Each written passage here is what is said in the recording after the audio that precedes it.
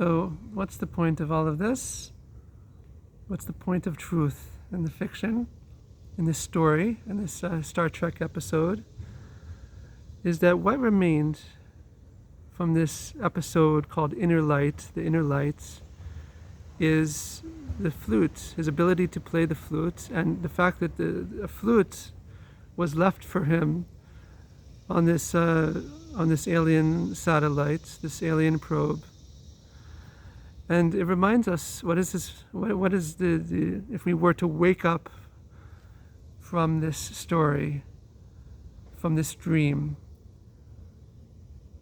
what would we be left with?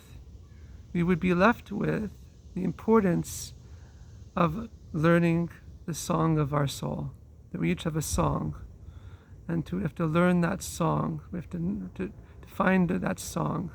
We're always searching for that song, that lost song of our soul.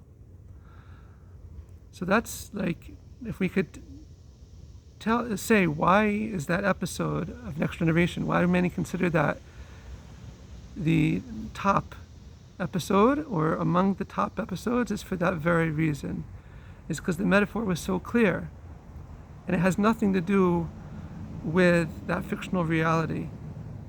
It has everything to do with our ability to wake up from fiction, from dreams. And the more that we seek to wake up, the more that we seek to see the wonders of our actual reality, to serve God, to reveal God's presence in the world, to reveal the wonders of creation in the world, of God's creation in the world, then the clearer our imagination will be, the more correct our imagination will be. And so, just like the writer of that episode, he had to go back and back, and he had to revise that episode again and again. So too, we have to learn how to revise our dreams and our waking dreams in order to awake to the true nature of reality. For instance, so this writer, where did he get the idea behind this probe, this alien probe from the past?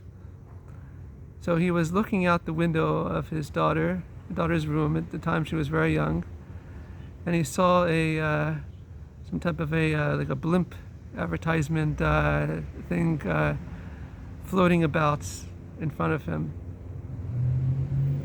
And he thought, well, interesting, what if that had some type of a communication? It was a communication device, and it was a message. It was sending us messages. And so that was the initial thought, and he had to go back and revise the thought many times.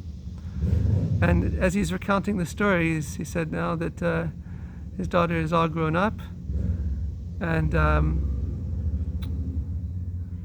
recently got married. And so from this being a little kid to getting married, that's really the story behind the story of this episode of Inner Light.